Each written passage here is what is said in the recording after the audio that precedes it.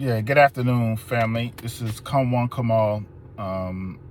Spontaneous views, just being spontaneous. I know it's been a while since I've dropped a video. Excuse me. Had some birthdays the last couple weeks. My son's birthday, my wife's birthday, then my birthday. They all within like a week and a half of each other. But anyway, I want to hop on real quick because, as I stroll through the YouTube streets, and by the way, I'm working my part-time job. I'm about to get off in a little bit. I'm just waiting for my relief to come in. I think he's already here, but I'm not sure. I think that's him, but I got about 10, 15 minutes to, hopefully this video is not going to be that long. But I just wanted to kick something real quick that was on my mind once again while I'm sitting here just thinking. And this is dealing with Pan-Africanism and how we're still in a state. And again, I never want to bring out who I'm talking about. But I just seen a video just now, and I'm sitting up here thinking, like, again, he made a comment and he said, this is why we as a people don't get nowhere. This is my take on it. One of the reasons why people of color don't get nowhere is because you have certain people of color that have 1 foot in and 1 foot out of a situation. They claim Pan-Africanism, but they don't claim Pan-Africanism in its totality. What I mean by is, you can dress with the dashiki, you can have a little cap on, you can have a little African garb, the red, white, and blue, you can have all that good stuff. But if you're still a slave to information that doesn't come from Africa, then I can't fully respect what you're saying. So when you say, oh, this is why we don't get nowhere, no, it's not. That us getting somewhere has nothing to do with everybody wanting to be an African. That doesn't make any sense. It's deeper than that. You can't say, oh, well, you're from Africa, so you have to have this is what they say. Let me get my thoughts together, because I'm trying to choose my words wisely here. You say we from Africa, but all of the information that we have, it stems from another nationality. I don't understand your philosophy and what you're saying. How are you saying that everybody's from Africa, but when it comes to information, the majority of the information is not African? That's hypocritical to me. Like, you have to make that make sense to me. And again, this is spontaneous views. And this is a situation where I'm trying to really grasp what is the actual problem in our society. You have sellouts. You have people that still trying to keep the quote-unquote middle class, lower class minority, even though I have another spill on the word minority, but let me just go with the flow. You have a certain group of people that's keeping you down.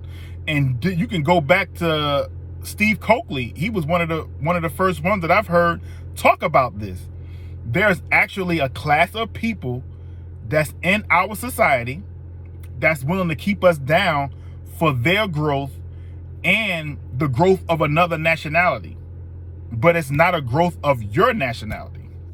It's a growth from someone else's nationality.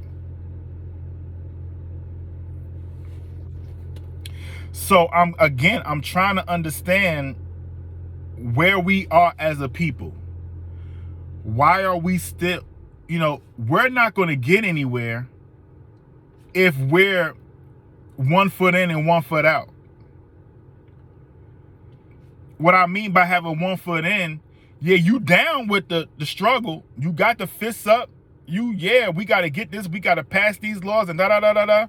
But the other foot out is you're going back being a gatekeeper, I should say. You're going back and you're being an infiltrator. I had one of these conversations again in one of my family chats about what happened to the Black Panther Party and what happened to Fred Hampton. You know, Fred Hampton got killed because of infiltration that happened in his camp. So you have a camp like the Black Panther Party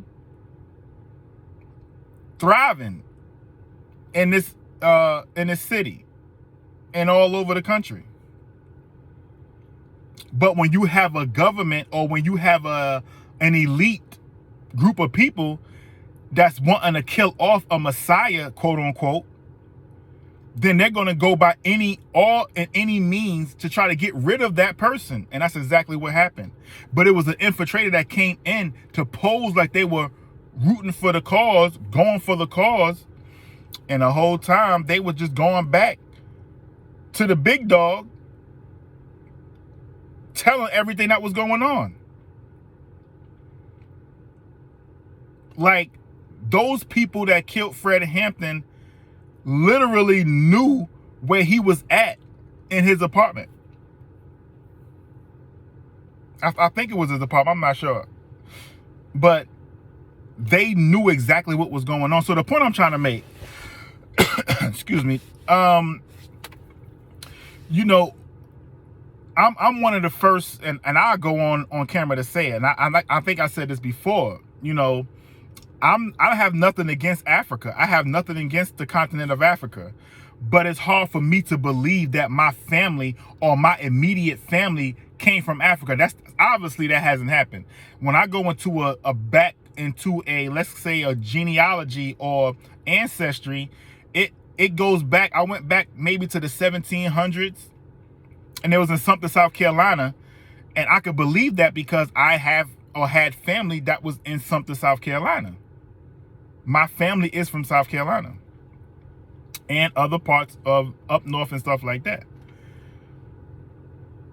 So I'm not downing Africa, but you can't convince me that every black person, quote unquote black person, came from Africa. Because I have a question. If that was the case, why wasn't or weren't we called African American when we first came off the boat back in the early 1600s? Because you gave us all other names: black, Negro, colored. We wasn't called African Americans until the mid-80s. So you're trying to convince me that I'm African, but when I supposedly came off the boat, I wasn't called an African American. I was called everything else. But anyway, that was a food for thought. I'm gonna holler at y'all. I'm gonna start dropping another video. Y'all have a great day.